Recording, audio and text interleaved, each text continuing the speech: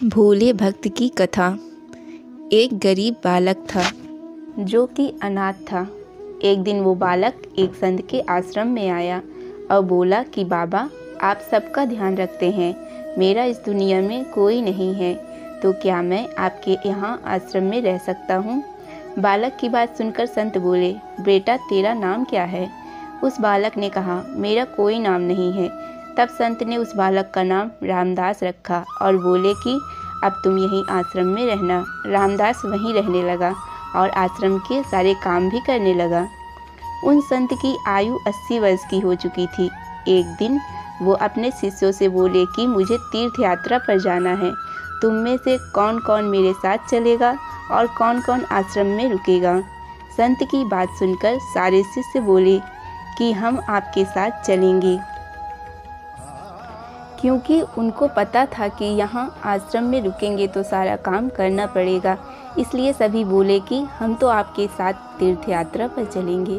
अब संत सोच में पड़ गए कि किसे साथ ले जाएं और किसे नहीं, क्योंकि आश्रम पर किसी का रुकना भी ज़रूरी था।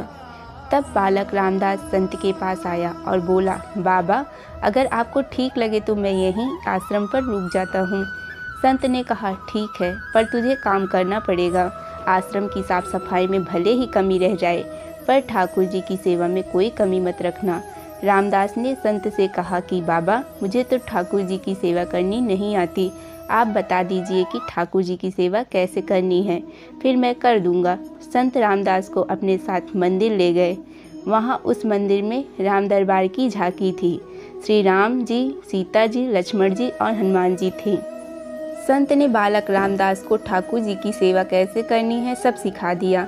रामदास ने गुरु जी से कहा कि बाबा, मेरा इनसे रिश्ता क्या होगा, ये भी बता दो, क्योंकि अगर रिश्ता पता चल जाए तो सेवा करने में आनंद आएगा।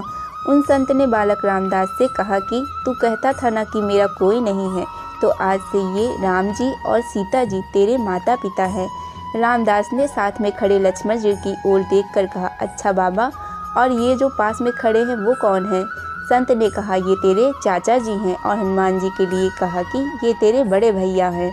रामदास सब समझ गया और फिर उनकी सेवा करने लगा। संत शिष्यों के साथ यात्रा पर चले गए। आज सेवा का पहला दिन था। रामदास ने सुबह उठकर स्नान किया, आश्रम की साफ सफाई की और भिक्षा मांग कर लाया और फिर भोजन तैयार किया। फिर भगवान को भोग लगाने के लिए मंदिर आया।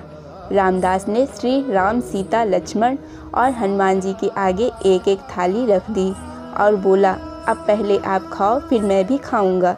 रामदास को लगा कि सच में भगवान बैठकर खाएंगे, पर बहुत देर हो गई, रोटी तो वैसी की वैसी थी।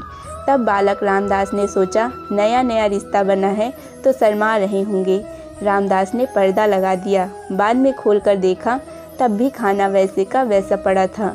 अब तो रामदास रोने लगा कि मुझसे सेवा में कोई गलती हो गई है, इसलिए खाना नहीं खा रहे हैं, और ये नहीं खाएंगे तो मैं भी नहीं खाऊंगा और मैं भूख से मर जाऊंगा, इसलिए मैं तो अब पहाड़ से कूदकर ही मर जाऊंगा। रामदास मरने के लिए निकल जाता है। तब भगवान राम जी हनुमान जी को कहते हैं, हनुमान जाओ, उस बालक को लेकर आओ और बालक से कहो कि हम खाना खाने के लिए तैयार हैं। हनुमान जी जाते हैं और रामदास कूदने ही वाला होता है कि हनुमान जी पीछे से पकड़ लेते हैं और बोलते हैं कि क्या कर रहे हो? रामदास कहता है, आप कौन? हनुमान जी कहते हैं, मैं तेरा भैया हूँ, इतनी जल्दी भूल गए? रामदास कहता है, अब आए हो? इतनी देर से वहाँ बोल रहा था कि खाना खा लो, तब आए नहीं, अब क्यों आ गए? तब हनुमान जी बोले, पिताश्री का आदेश है, अब हम सब साथ बैठकर खाना खाएंगे। फिर राम जी, सीता जी, लक्ष्मण जी, हनुमान जी साथ बैठकर भोजन करते हैं। इसी तरह रामदास रोज उनकी सेवा करता और भोजन करता। सेवा करते 15 दिन हो गए। एक दिन रामदास ने सोचा, घर में 5 लोग हैं, सारा काम मैं ही अकेला करता हूँ, बाकी लोग तो दिन भर घर में आराम करते हैं। मेरे माँ, बाप, चाचा, भाई तो कोई काम ही नहीं करते, सारे दिन खाते रहते हैं, मैं ऐसा नहीं चलने दूँगा। रामदास मंदिर जाता है और कहता है, पिताजी कुछ बात करनी है आपसे। राम जी कहते हैं, बोल बेटा, क्या बात है? रामदास कहता है कि घर में मैं सबसे छोटा हूँ और मैं ही सब काम करता हूँ। अब से मैं अकेले काम नहीं करूँगा, आप सबको भी काम करना पड़ेगा। आप तो बस सारा दिन खाते रहते हो और मैं काम करता रहता हूँ। अब से ऐसा नहीं होगा। राम जी कहते हैं, तो फिर बताओ बेटा, हमें क्या काम करना है। रामदास ने कहा, माता सीता जी अब से रसोई आपके हवाले, और चाचा लक्ष्मण जी शरीर से मजबूत हैं, जंगल जाकर लकड़ियाँ लाएंगे। पिता राम जी आप बाजार से राशन लाइए और घर पर बैठकर पत्तल बनाओगे। सबने कहा, ठीक है, मैंने बहुत दिन अकेले सब काम किया, अब मैं आराम करूँगा। अब सभी साथ मिलकर काम करते हुए एक परिवार की तरह सब साथ रहने लगे।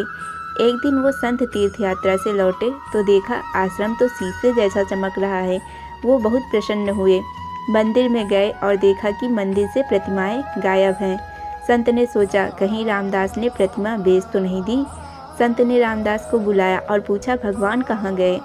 रामदास भी अकड़ कर बोला कि मुझे क्या पता, हनुमान भैया जंगल लकड़ी लाने गए होंगे, लखन चाचा झाड़ू पोछा कर रहे होंगे, पिताजी राम पत्तल बना रहे होंगे, माता सीता रसोई में काम कर रही होंगी। संत बोले, ये क्या बोल रहा। रामदास ने कहा, बाबा मैं सच बोल रहा हूँ, जब से आप गए हैं ये चारों काम में लगे हुए हैं। वो संत भागकर रसोई में गए और सिर्फ एक झलक देखी कि सीता जी भोजन बना रही हैं, राम जी पत्तल बना रहे हैं, और फिर वो गायब हो गए और मंदिर में विराजमान हो गए। संत रामदास के पास गए और बोले, आज तुमने मुझे मेरे ठाकुर का दर्शन कराया, तू धन्य है। और संत ने रो रो कर रामदास के पैर पकड़ लिए। रामदास जैसे भोले निश्चल भक्तों की भक्ति से विवश होकर भगवान को भी साधारण मनुष्य की तरह जीवन व्यतीत करने आना पड़ता है। भगवान ज्ञान से नहीं, सरल स्वभाव से मिलते हैं। जय श्री राम, जय सीताराम। आप सभी को आज की ये कथा कैसी लगी, कृपया कमेंट के माध्यम से ज़रूर बताएं। और ऐसे ही अन्य कथाओं को सुनने के लिए हमारे चैनल को शेयर, लाइक एंड सब्सक्राइब करना न भूलें। धन्यवाद।